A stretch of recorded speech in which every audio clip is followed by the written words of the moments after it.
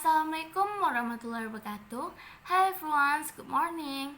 My name is Cinderella Kaputri. I am class 37 Management International, Pradi Management Faculty Economy. This morning, I want presentation about the material handling. You can see my video.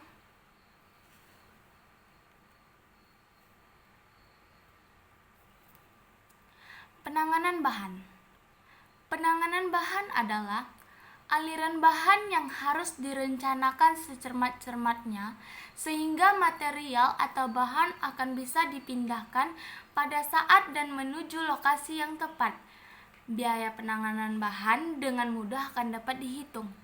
Biasanya, biaya penanganan bahan akan proporsional dengan jarak pemindahan material dan pengukuran jarak akan bisa dilakukan dengan sederhana bila mana layout dari fasilitas produk tersebut bisa digambarkan.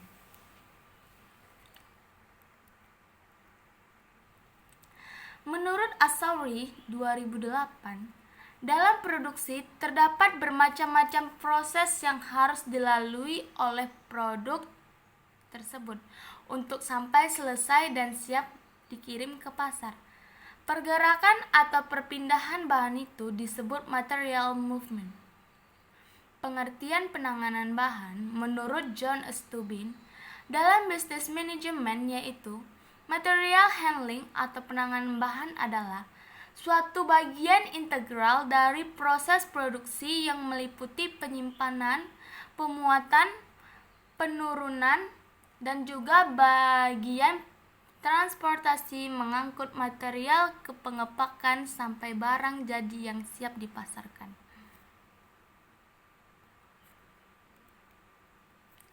Ada beberapa tujuan penanganan bahan. Kegiatan suatu perusahaan industri terdiri dari 3, yaitu 1. Menyediakan atau menempatkan bahan-bahan di tempat kerja. Bisa juga kita sebut make ready. Yang kedua, melakukan kegiatan yang nyata dalam pengolahan atau pembuatan barang disebut juga dengan DO. Yang ketiga, memindahkan barang-barang, bahan-bahan dari tempat kerja disebut put away. Ada tujuan lainnya yaitu menghilangkan pemborosan atau inefisiensi. 1. Menjaga atau mengembangkan kualitas produk, mengurangi kerusakan dan memberikan perlindungan terhadap material. Yang kedua, menjaga atau mengembangkan rasio antara produksi dan penanganan material. Yang ketiga, meningkatkan muatan atau beban dengan penggunaan peralatan penanganan bahan otomatis. Yang keempat, menjaga dan menempatkan seluruh peralatan sesuai kebutuhan dan mengembangkan program pemeliharaan inventif. Yang kelima, integrasi seluruh peralatan penanganan bahan dalam suatu sistem.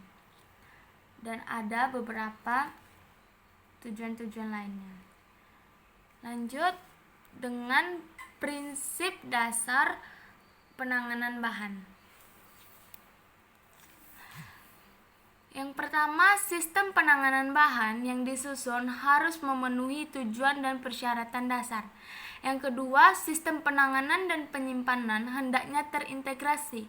Yang ketiga, peralatan penanganan bahan dan prosedurnya didesain sedemikian rupa dengan mempertimbangkan faktor kemampuan manusia dan keterbatasannya. Yang keempat, metode dan peralatan penanganan bahan yang dipilih harus memberikan biaya per unit angkut yang rendah.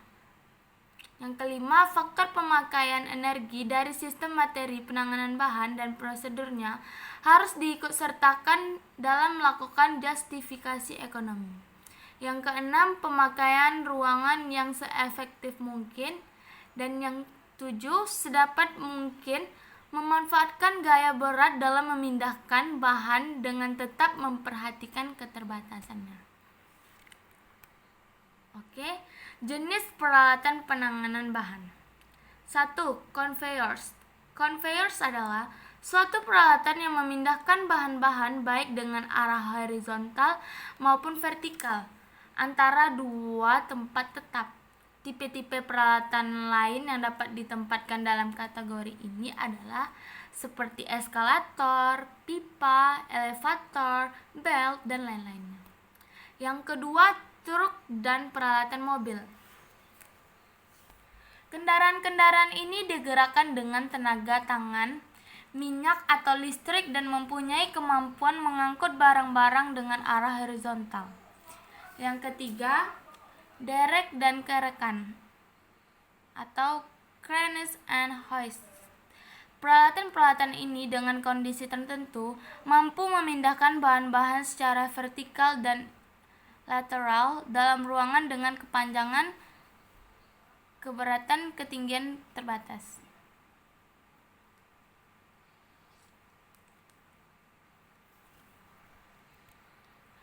Pemilihan peralatan penanganan bahan.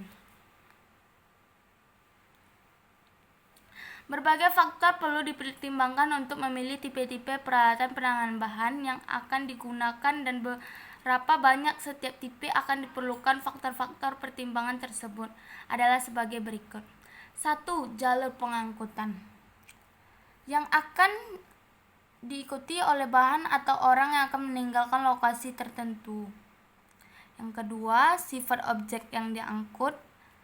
Bila mengangkat orang-orang, peralatan seperti elevator, eskalator, dan bus adalah alternatif peralatan yang dapat dipilih bila mengangkut bahan-bahan. Perlu mempertimbangkan tata bentuk, ukuran, ketajaman, berat, dan daya tahannya. Yang ketiga, karakteristik bangunan. Kapasitas beban lantai akan mempengaruhi berat peralatan penanganan bahan yang dapat digunakan. Yang keempat, ada keadaan ruangan yang tersedia.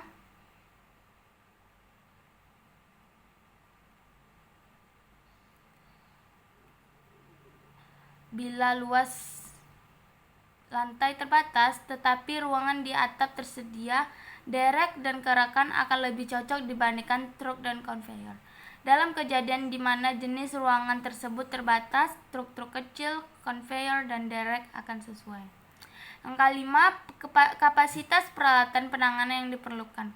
Faktor ini akan menentukan jumlah peralatan tipe tertentu dibutuhkan, di mana ini juga tergantung pada jumlah bahan yang diangkut per periode.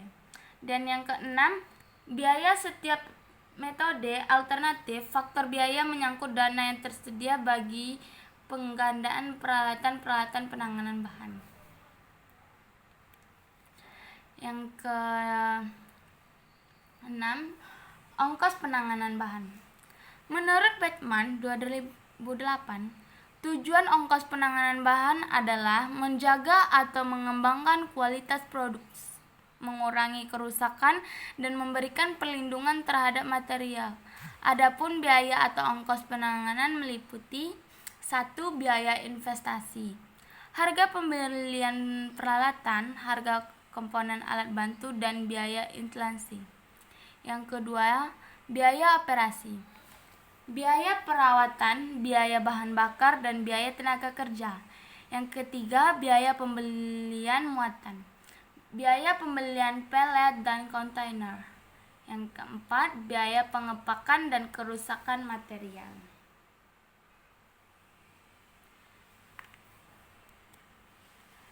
Jadi, kesimpulannya, penanganan bahan adalah seni dan ilmu yang meliputi penanganan, pemindahan, pengepakan, dan penyimpanan dan pengawasan dari material dengan segala bentuknya.